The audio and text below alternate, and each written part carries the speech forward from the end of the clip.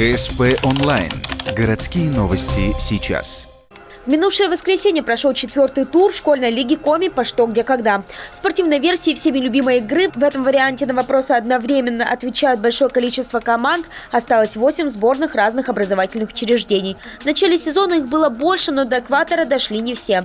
А среди тех, кто остался, растет напряжение. До конца сезона всего 3 игры, а лидеров несколько. По результатам предыдущих игр лидирует 3-я школа, как в старшей, так и в младшей возрастной группе. Также хорошо себя показывает УТЛ и гимназия иностранных языков.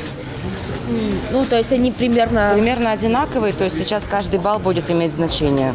Помимо внутренней конкуренции, ребята следят за успехами знатоков из других районов. На республику попадут только самые сильные. Пока Ухта в промежуточном рейтинге занимает 2-е и 3-е место, так что шансы хорошие. Главное – набираться побольше игрового опыта и следить за новостями. Кстати, ухтинские школьники вопросы о современной политике и мировых новостях щелкают как орешки. Среди любимых тем наших юных знатоков также отмечают историю и литературу.